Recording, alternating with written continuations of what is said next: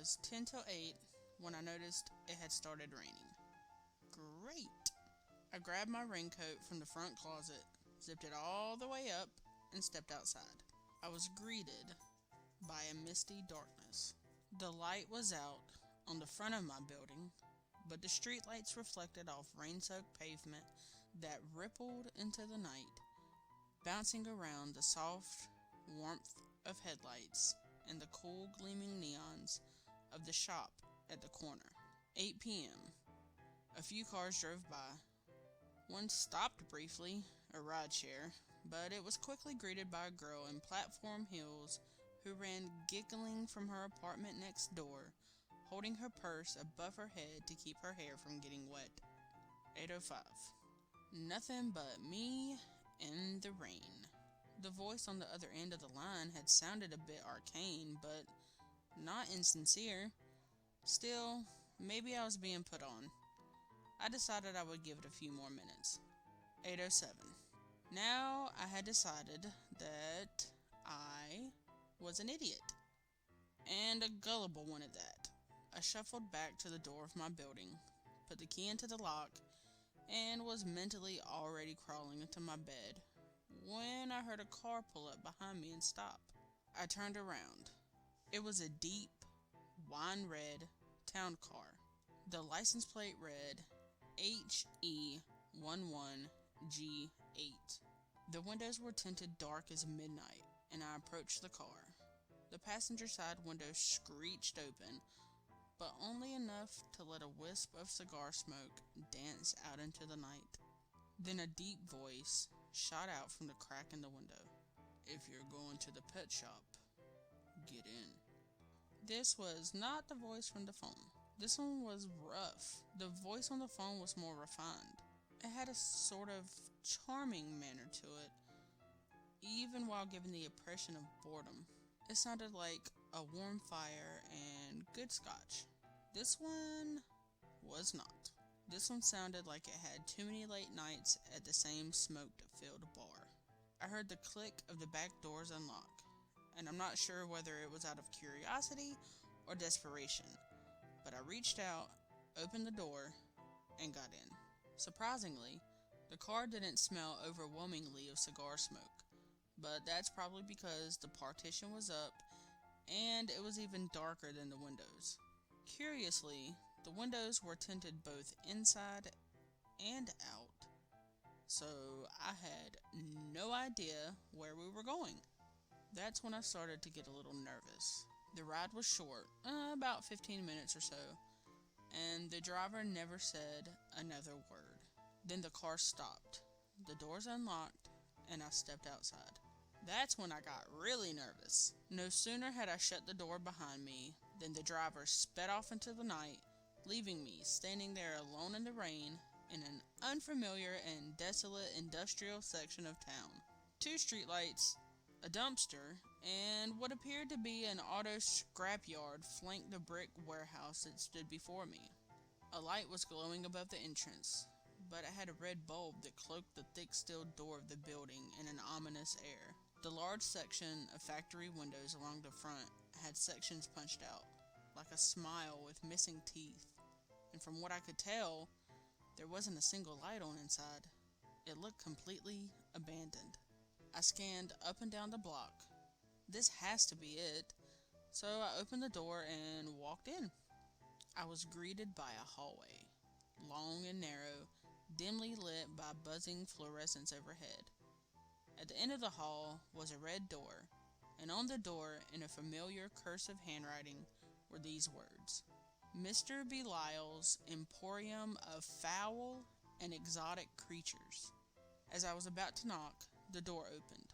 "Hello," the voice from the phone, but this time it came with a face. A tall, slender man with a subtle potbelly stood in the open door frame. He was probably in his late 60s, with deep wrinkles on his brow and a receding hairline to show for it. He had a short, neatly trimmed beard that was much more salt than pepper, and his silver hair, what was left of it, was neatly combed back. "Hello, Mr. Belial?" I reach a hand out. he did not extend his. "Oh, certainly not. Mr. Belial is the owner of this establishment. I'm more the caretaker. For now, anyway." He waved me inside, eyeing my shoes as I crossed the threshold into the shop. "I am Dr. Marlowe. Nice to meet you. We already know, and frankly, it doesn't matter. He stopped me just inside the door.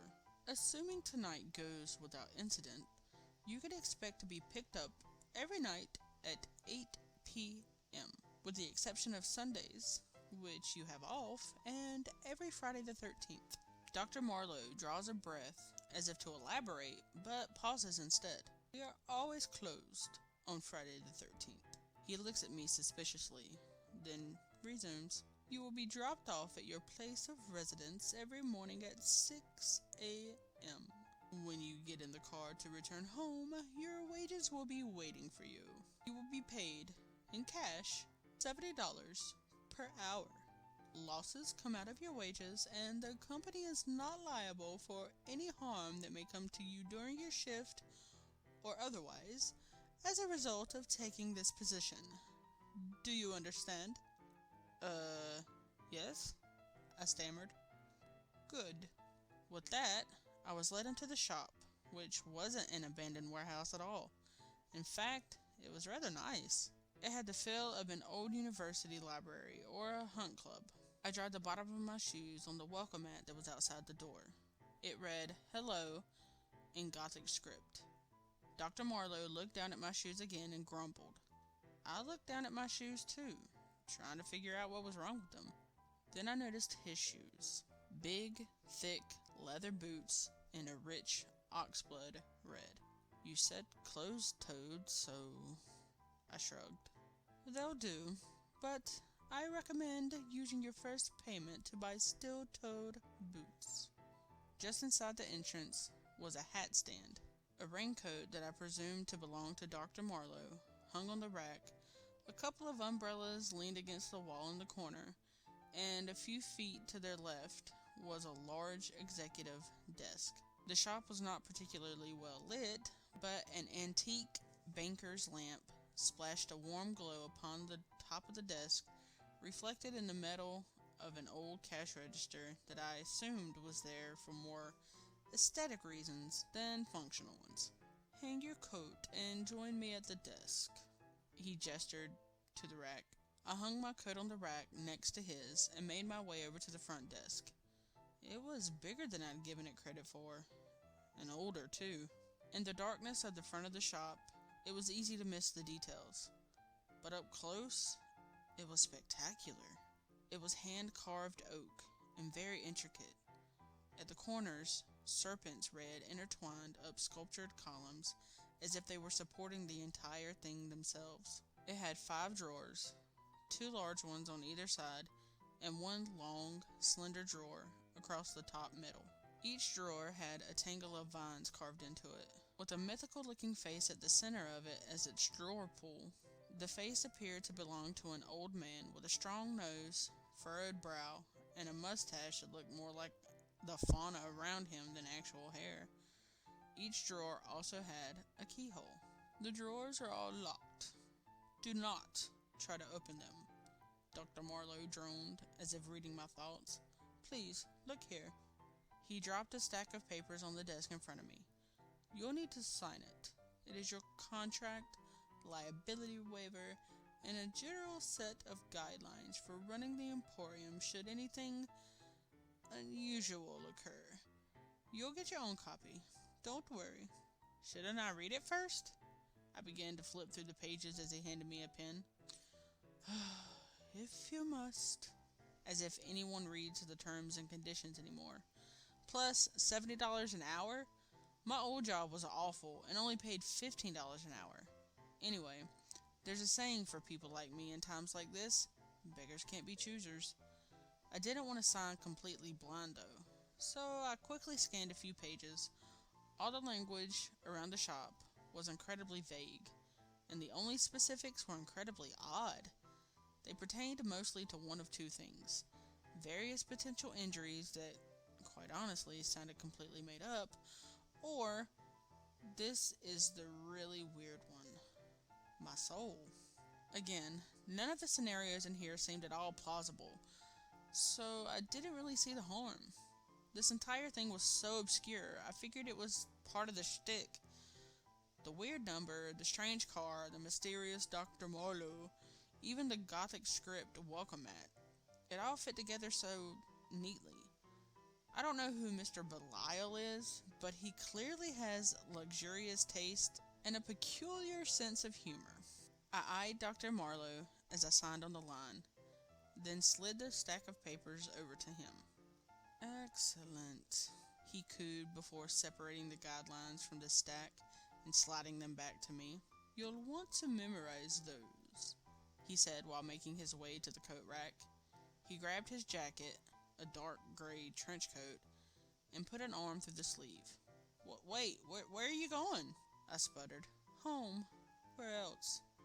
What about me? What should I do?" "Your job. Read the guidelines. Everything you need to know is in there." "What if I have questions?" "It's best not to ask questions. Just read the guidelines. Follow the rules and you'll be fine. We made sure to schedule no appointments for this evening, so you won't have to deal with clients. Just the animals. One thing at a time. The car will take you home in the morning, and don't worry, we'll be watching." He glanced up to the corner of the room, revealing a small security camera, and with that, he was gone. With Dr. Marlowe gone, I did the only thing left to do. I looked at the guide. Mr. Belial's Emporium of Fowl and Exotic Creatures. Hand guide to surviving the night. Welcome to Mr. Belial's Emporium of Fowl and Exotic Creatures. If you're reading this is your first night of employment at the Emporium. Congratulations! You've been identified as someone with keen potential and an aptitude for the abnormal. Within this guide, you will find everything you need for any situation that should arise at the Emporium. Please do not lose the guide. You will likely not last very long in this position should you misplace this handbook. Your primary responsibility is to feed and care for the animals in accordance with the schedule. Secondarily, you will assist clientele who have made confirmed reservations, and only those who have made confirmed reservations. Before beginning your responsibilities for the evening, please familiarize yourself with the rules. Number 1. Laws of physics may or may not apply. Keep this in mind. 2. Do not leave the Emporium under any circumstances until your shift is over. To ensure that you do not leave, the door will be locked after you and will not be unlocked again until your shift has ended. 3. Do not open any of the desk drawers. 4. The staff door at the back of the shop will let you into the kennels. Clients are never to be allowed to visit the kennels unattended. If a client has made an appointment, it will be for a specific time and in regard to a specific product. Their reservation will clearly state both. If they decide they'd like something else other than what they've come to inspect, they must make a separate appointment. 5. The feeding schedule and details are posted on the back side of the staff door. Always stick to the list. Check it every shift as animals, meal quantities, and serving types will change without notice. 6. Always feed the bats first, unless otherwise noted on the feeding schedule. 7. You may use your phone while at the Emporium, but only for entertainment purposes when all tasks have been accomplished. You are not to record video or audio, and taking any photos of the establishment or its property will result in immediate termination. 8. More rules will be added to this list as you break them. The list of rules was less helpful than I would have hoped. I flipped to the next page. Blank. Just like the page after that, and the page after that, and the page after that, and so on and so forth, until the end of the book. 400 pages, nearly all of them completely blank. So at that point, I did the only thing I could do. start working. Feeding the animals. That was the main task. Just check the list on the back side of the door and follow the instructions. No problem, right? But as it turns out, there was a problem. I was naively expecting puppies and kittens, gerbils, maybe some ferrets or fish. I don't know, typical pet shop stuff, with the exception of the bats. But obviously, this is not a typical pet shop. Again, bats. I think I was just so overwhelmed by everything else that my brain was just on autopilot about what kind of animals I'd be taking care of. Well, it was on autopilot until I opened the door to the kennels and saw what I was actually taking care of. Then my brain was malfunctioning. 6 kennels, 3 on each side of the room, all in varying sizes and fully enclosed. The doors are large, metal, and thick enough that it made me nervous. Let's just say you don't need a door like that for a puppy. Each door has a window, double paned, thick. Each door also has a deadbolt latch, which opens a slot in the door for me to feed the creatures. The back wall is an aquarium with a single large tank taking up about half the wall from floor to ceiling. The other half is made up of 4 smaller tanks. None of them were lit, so it was hard for me to tell if there was anything in them. The schedule also did not include feedings for anything in an aquarium, so I'm just going to assume they're empty. The kennels, on the other hand, were full. But with what is hard to say. I've never seen or heard some of these animals, if you can even call them that.